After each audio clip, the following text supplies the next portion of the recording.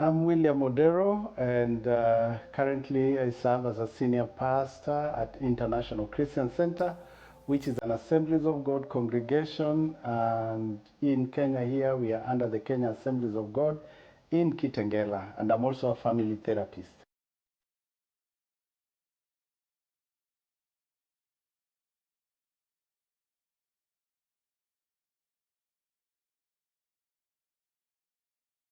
My name is Winfred Odero, married to William, and we pastor together. I am an ordained minister of the Gospel of Jesus Christ, and as he has said, we serve with the Assemblies of God in ICC Kitengela, and I'm also a therapist, counseling psychologist to be precise, and we've done life together for 25 years and 3 months. And 4 days. Yeah. And it's been fun, and it's been a good and a beautiful journey together. Mm-hmm.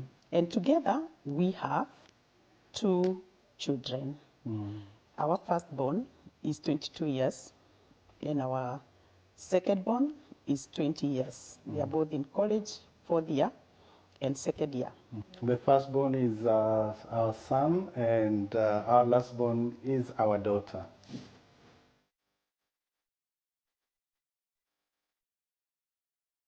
We met 29 years ago.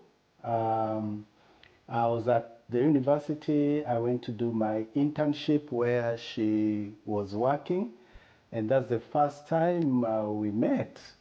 And you know, as usual, just a colleague, and you know, then I went back to school, and she moved on to another organization, and then I got a job in that organization, and our friendship started developing at that point. Yes, exactly. Actually, we, just as he has said, we met in one organization. He was interning in our organization at that point, but then when he graduated, apparently I had also moved to another organization, and he got employed in that organization as well. And since we already knew each other, we had in our first organization, our leader had helped us to grow so close as a family. So we knew each other, we prayed for each other, we engaged in activities of each other as a team.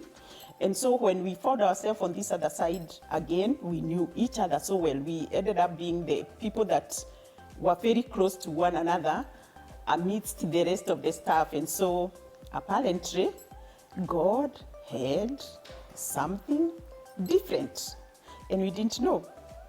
But as time would tell, we realized that we were really getting connected to one another, and we were getting interested in one another. And finally, he did take the first move to show interest, and the rest is history. The very fact that we worked together, her demeanor, the way she carried herself, with a lot of maturity. At that time, we were much younger, but just that stood out.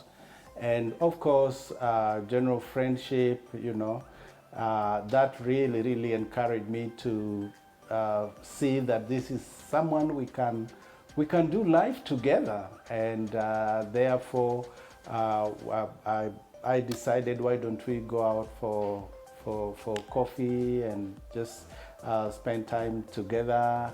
And we kept on, you know, developing our friendship until the right time came for me now to be able to propose to her if we can do life together.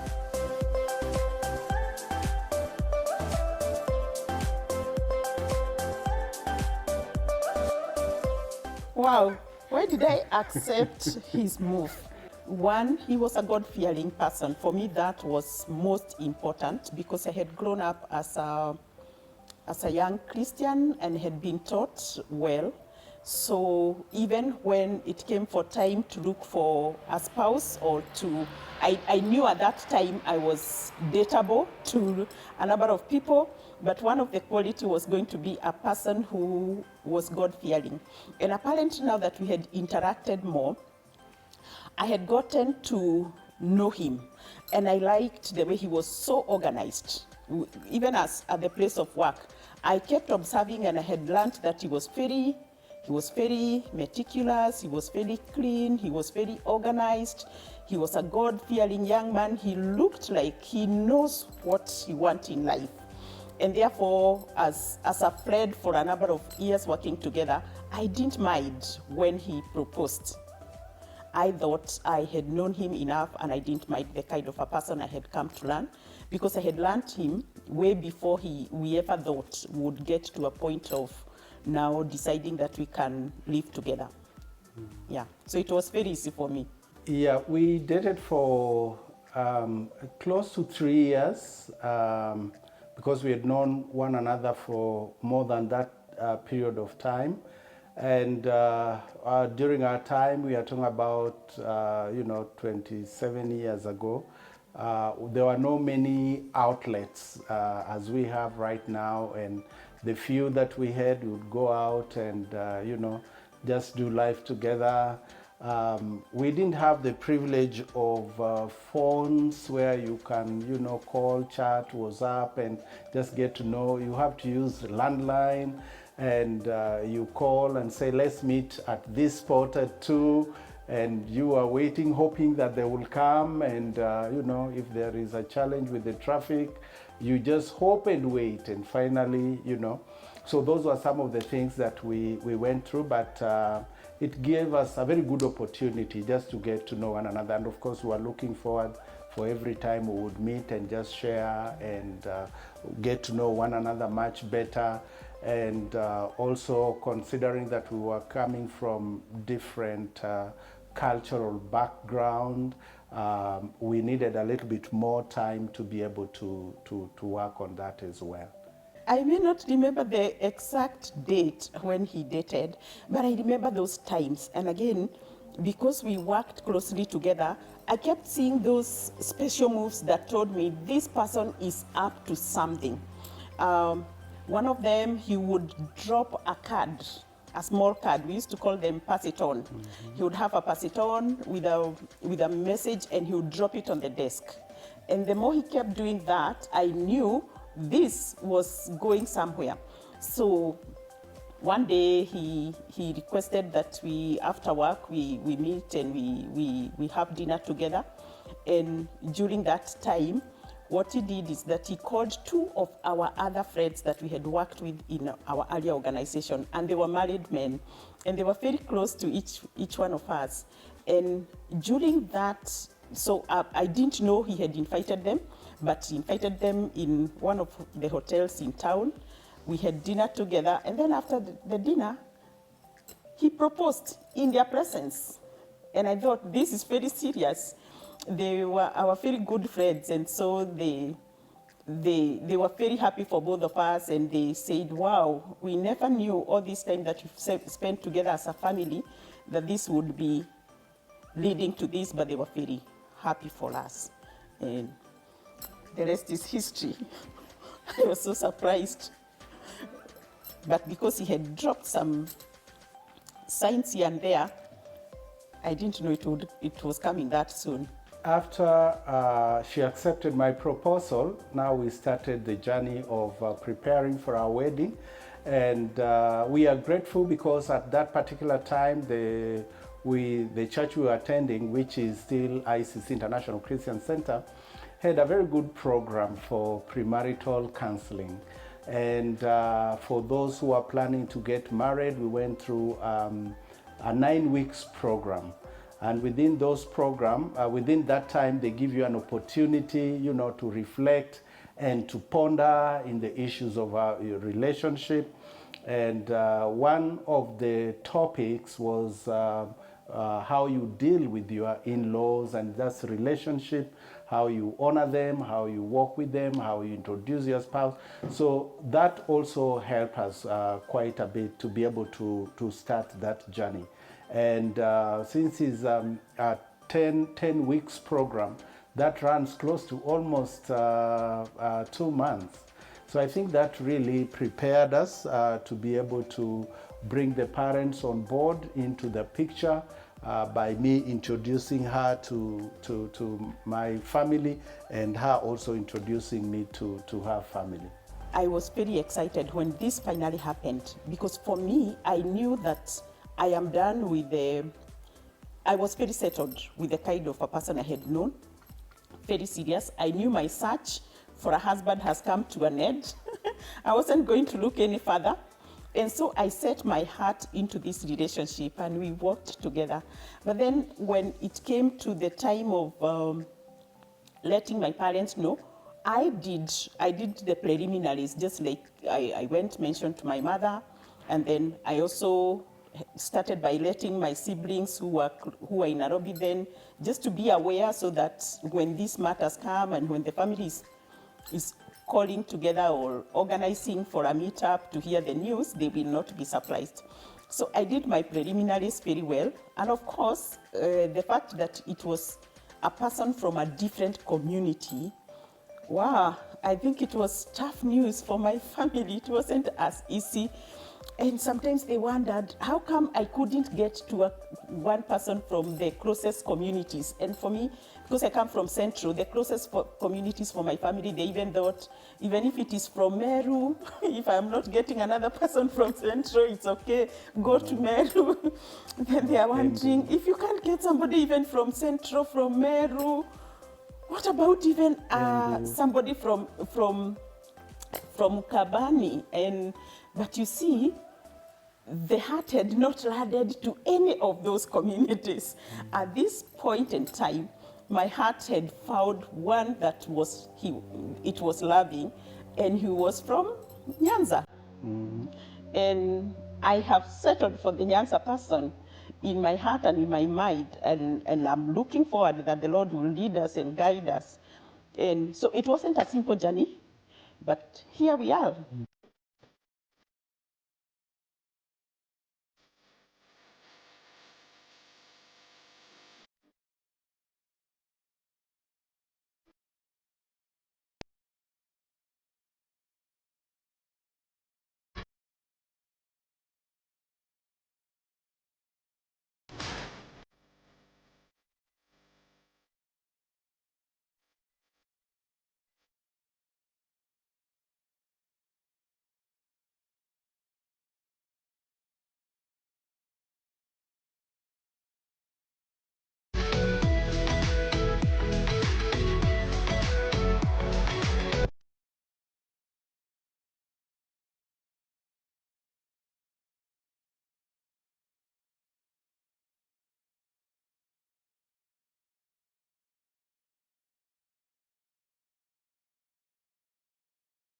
Cross-cultural marriages are beautiful. Are beautiful because we are all created in the image of God and we are all human beings. And there is nothing wrong to find love across the culture. Because when your heart and your mind settles for for this particular person, it's beautiful to work that relationship out. And I think we have what it takes as individuals, beside the cultural differences, to help one another first, so that we understand and we form a firm foundation.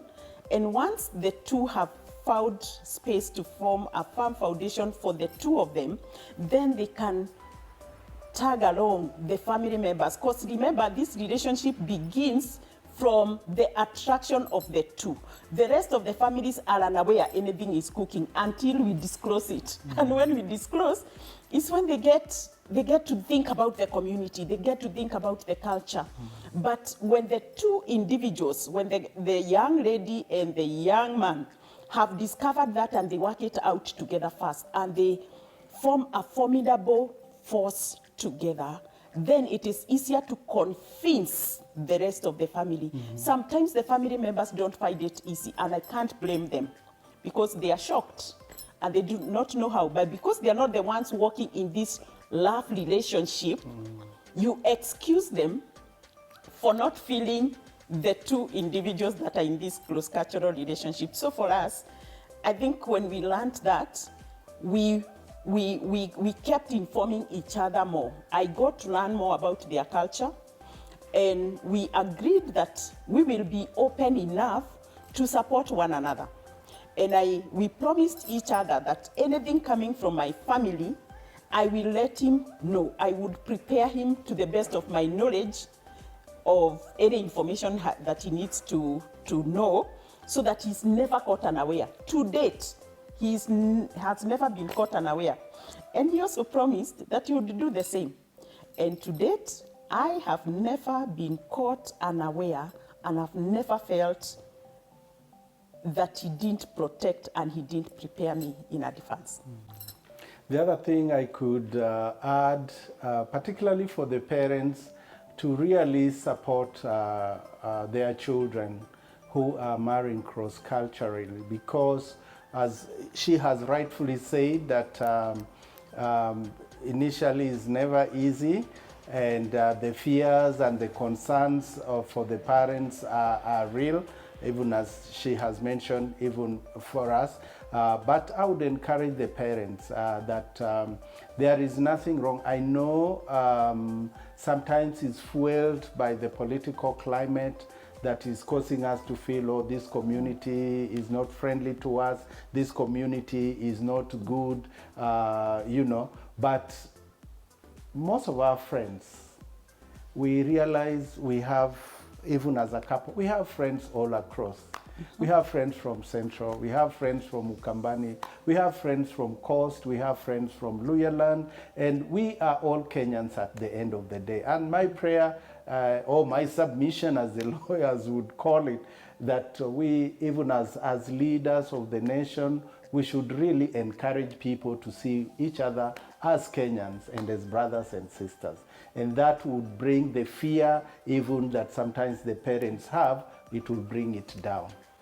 And the other thing, especially for the young people that would find themselves dating cross-culturally, be authentic, be open, be real, and share the information that would be necessary even to allay the fears of each other, just between the two of you first. And if there be anything that you feel that it is of the concern that the other person needs to know, raise it at that point. Make them aware, so that they are aware, however hard it is, they'll be able to deal with it. And the other thing is to know that at the end of the day, you are not marrying the whole community. You are marrying the person. Yes, it is the individual that you are in love with, but this person also comes from a family. Get to know the family background. Get to know the family values. Get to know whether the family are connected or are disunited, because it will also help you process many things as you start together.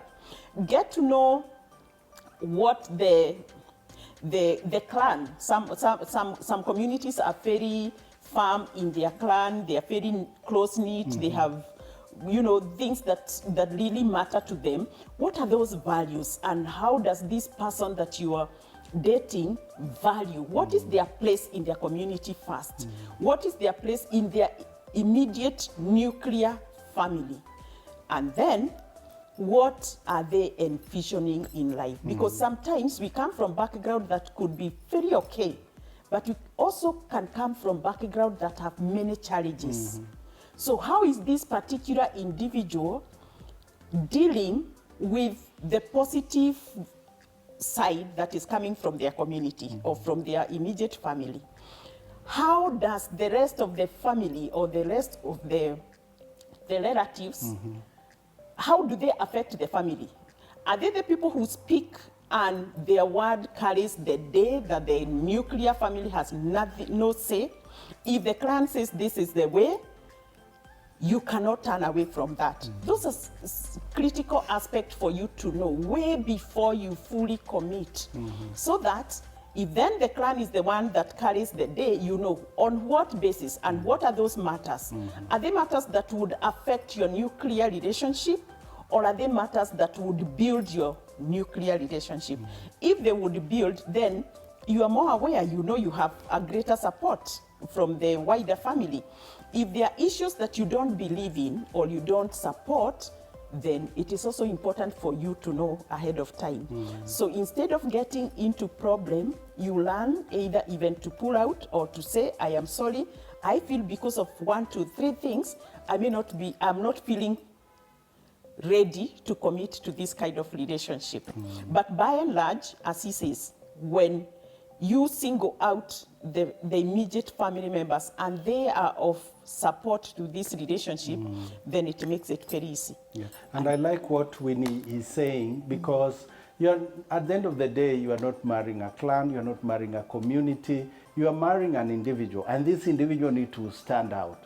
And as Winnie has rightfully said, if the family unit are so more ingrained into the community and into the clan, that every time something has to happen in the clan, you have to be part of it. I think the two of you now need to come to a place where you say, agree on the way forward. But at the end of the day, it's the two of you that matter, really.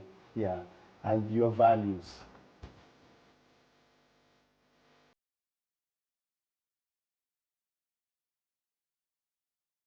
The marriage day was, Wedding day. the wedding day rather, it was on the 9th of May, 1998. It was a sunny day, and it happened in Ufugamano. We had a lot of support for the church. We looked forward for this day, and we were fully prepared for the day. And the wedding happened, and we were joined by Reverend Nick Walker, together with Bishop Philip Kitoto, now our Archbishop in the Assemblies of God, and we had the whole support for the church with us. The day went on well. I was picked from one of our friends. This is Peter and Ann Waura. They hosted the bride for the day. I slept in their house, and I was taken from their house. Reason being, at that point in time, my family had not been ready for the wedding.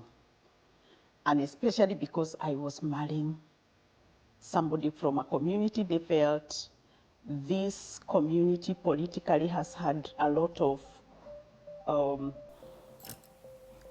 conflict and a lot of issues. So towards the planning of our wedding, my family wasn't in support. And we tried everything we could to have them come along. It wasn't an easy moment for me either. But as I said earlier on, my head had been so conflicted. And I knew God was my side. I did not have doubt. In my Christian faith and in my Christian walk, I didn't have any doubt that this was okay for me to go ahead. And the church supported us so well. They worked with us. They stepped in to mediate between, especially on my side where they really had differences about going ahead with the marriage. They did their best. And finally, they allowed us legally and spiritually also to go ahead with the wedding. So one of the difficult things that day is that I didn't see my family attend the wedding. It was tough, but it happened. But thereafter, we reconnected. In terms of other issues, the whole program went on well. The food was super. The video and the camera team crew were there. They did their part. They did very well. The reception went on very well. I had my grandmother come and step in on side of our family and just supporting me and being there for me. It was an emotional, but I would say a bittersweet moment, but then the grace was sufficient. I think what we went through during the wedding, as Winnie has really said, also brought us very close together, because I could really feel for her, I could feel for the family, and the support we also got from the church, trying just to reach out to the two families, because there was nothing so fundamental apart from just thinking that you know, she's marrying a Luo, and these political things, and which we really need to continue to trust God that as Kenyans, who will go beyond that, and let's pray for our leaders that they will help us to appreciate really one another, because sometimes the things they utter for a common man down there, they don't, they really go deep, and the repercussions are big. But the support of friends, the support of the church, and even after our wedding, just reconciling back with the family, and them accepting me now as their son was very, very emotional. And now we are very good, we are tied together, and we really are very grateful for that journey. Now, as we walk into the marriage life now, we are grateful because the foundation that we had through the preparation in our church, through the premarital counseling sessions, really help us to build some foundation. And at least now that help us to start building foundation from day one, you know, going to the honeymoon, coming back home and realizing what the life has to begin now. You are not now moving from one place, you are coming out from the same house, you know, the same bed, and you know, you are now living really life together. So we must attribute the help that we got from the preparation from day one.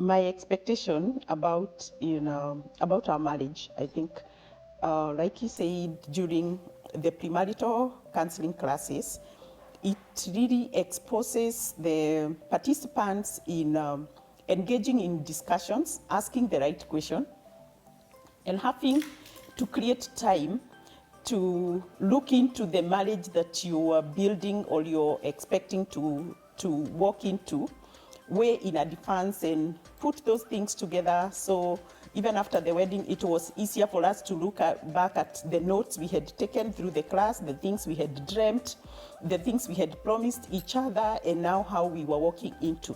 And I must say that for some reason, we were able to navigate through successively. Later on now, when you read the book of Maxwell, Falling Forward, we realized that we had the heart to want to overcome our challenges every other time. And so we put in our energies together. We had an open discussion. So we talked about issues very well. And wherever there were difficulties, we also had friends, like our best couple, to ask or to clarify something, or even to find out how to go about something. And then we also had something we call marriage enrichment group. So the people you did the class with, we were put together so that we can have kind of a group accountability process and a group learning aspect together. So we kept touching base a lot, and none of us got lost. Yes. So she joined first to head our counseling department in the church. At that time, I'd already started working as a family pastor.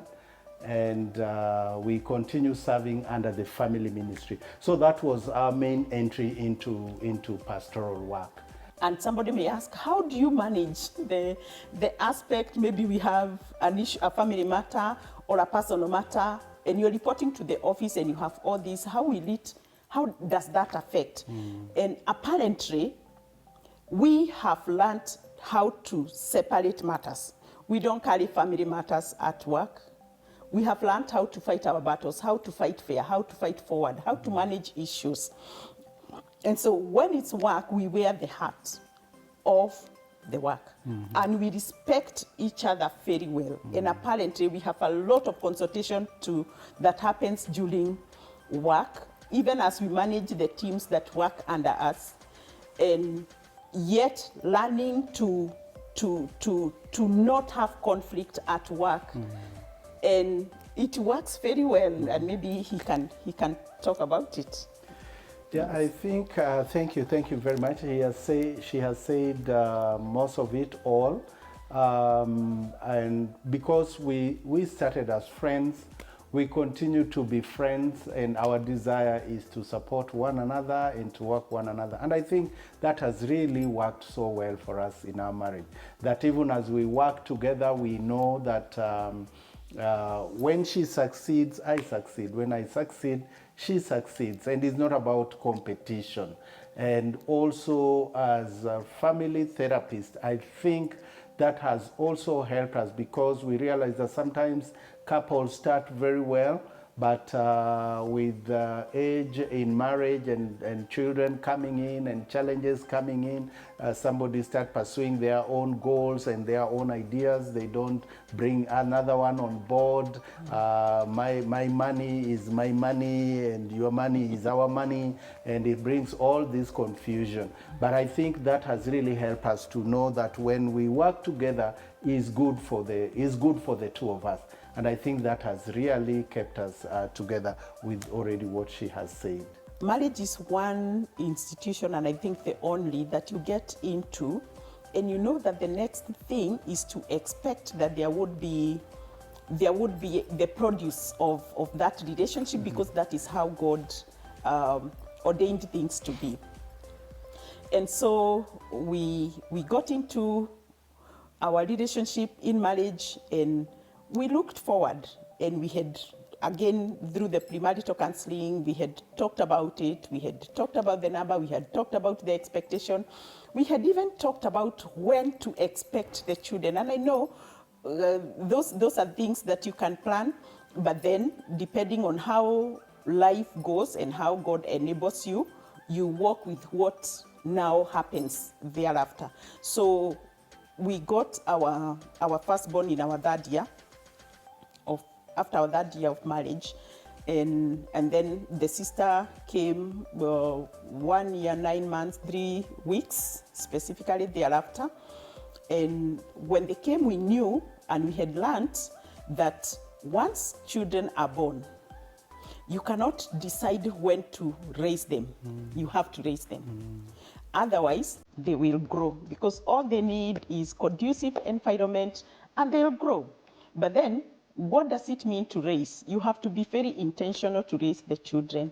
And so what we did is that our church at that point was partnering with the navigators, because they have very good program for parenting. And we joined in to learn. And actually we did that program twice, because we felt that we needed to ground ourselves in getting the right skills to raise.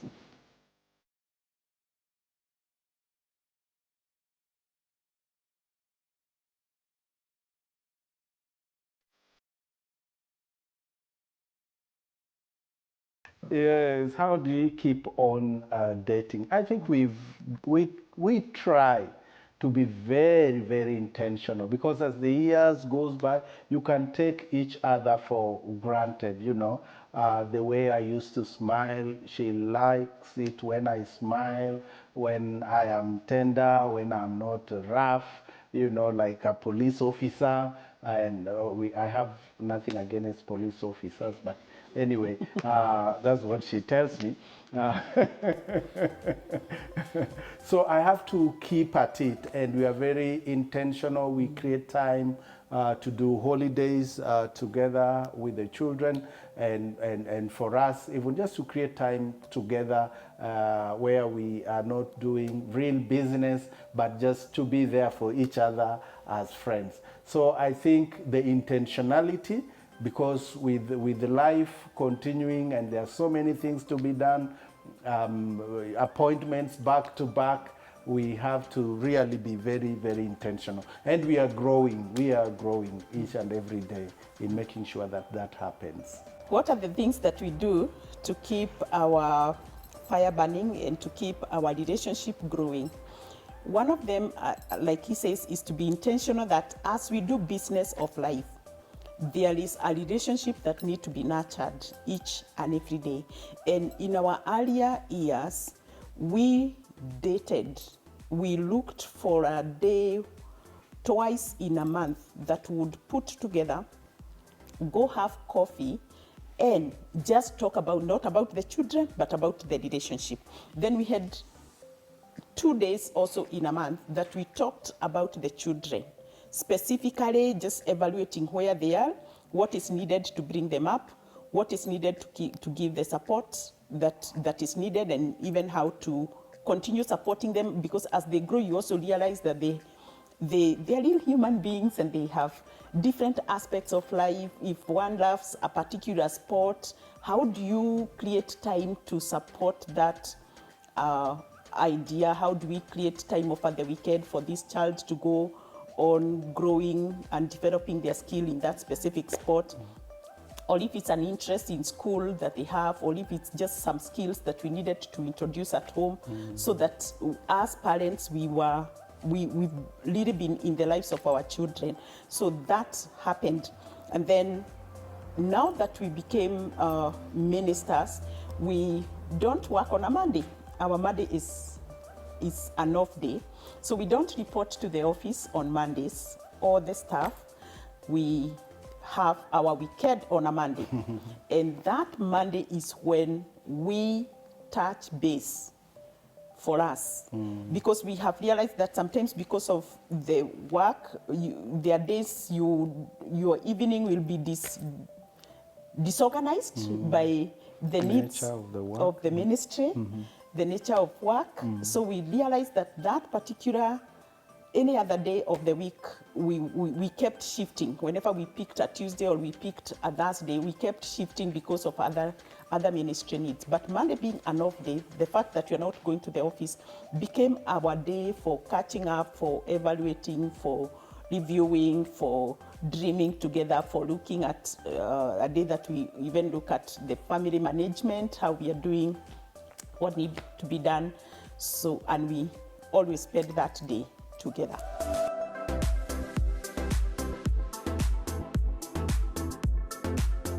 I would encourage those who are getting married to be friends. Don't marry as an emergency situation. Marry a friend.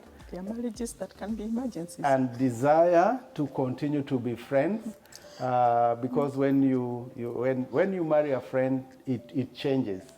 It changes. Have your foundation right also. Why are you getting married? Okay, so long as you have your foundation right, get to know a little bit more about your spouse, their family background. It really helps to see. And once you've known one another and then you desire to go and solemnize your union, know that you are in it for a long haul. So if you have the end in mind, it helps a pre-couple or a younger couple to prepare well. Then also have some accountability. Some have friends, people who value the institution of marriage, people who will give you the right advice, people who would walk with you. If there are programs either in in church or that are promoting the institution of marriage, be part of it, because then it will fuel and ignite your desire to continue to be the right person, to continue to do the right things, so that again you enjoy the institution of marriage. You don't just that now you are married and you're like in a prison. You need to enjoy every season of your marriage life, and you have to work for it. Yes, my parting shot for those that are newly wedded or are planning to get married is that marriage is so beautiful. Mm-hmm. It is the most enjoyable union, and there is nothing that you can compare it to. And the way God